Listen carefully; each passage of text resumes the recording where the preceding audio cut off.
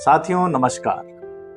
मैं आज आपको सुनाने जा रहा हूँ रमाशंकर यादव विद्रोही की एक प्रासंगिक कविता जिसका शीर्षक है नानी।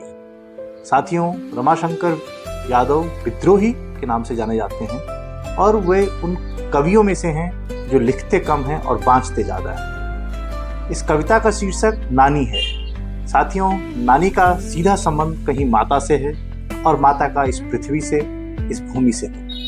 तो अगर देखें, रमाशंकर यादव जी ने अपनी कविता में बहुत खूबसूरती से अपनी नानी का और इस भौगोलिक भूमंडल का जिस तरह वर्णन किया है वो अपने आप में प्रासंगिक है और बहुत अच्छा है। तो आपके सामने पेश करने जा रहा हूँ रमाशंकर यादव विद्रोही जी की कविता मेरी नानी। कविता नहीं, कहानी है और ये दुनिया सबकी नानी है। और नानी के आगे ननिहाल का वर्णन अच्छा नहीं लगता।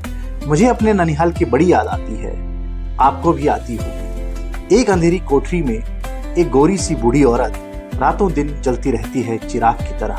मेरे ख्यालों में, मेरे जहन में मेरी नानी की तस्वीर कुछ इस तरह से उभरती है जैसे कि बाजरे की बाल पर गौरैया बैठी हो। और मेरी नानी की आंखें आंखें नहीं, उमड़ते हुए समंदर से लहराती हुई उन आंखों में आज भी आपाद मस्तक डूब जाता हूँ आधी रात को दोस्तों। और उन आंखों की कोर पर लगा हुआ काजल लगता है क्षितिज के छोर पर बादल घुमड़ आए हों।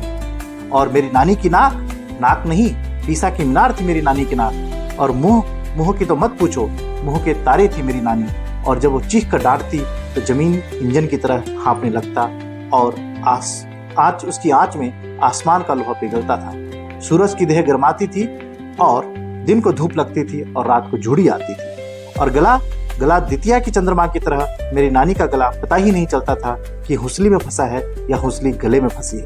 लगता था गला नहीं, विधाता ने समंदर में सेतु बांध दिया हो। और मेरी नानी की देह नहीं, आर्मीनिया की गांठ थी।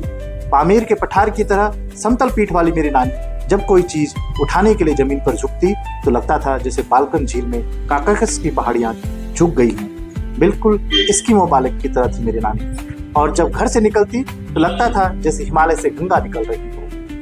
एक आदिम निरंतरता और से अनादि से अनंत और उन्मुख, सिर पर दही की डलिया उठाए जब वो दोनों हाथों को झुलाती हुई चलती थी तो लगता था जैसे सिर पर दुनिया उठाए जा रही हो, जिसमें मेरे पुरखों का भविष्य कहीं छिपा हो।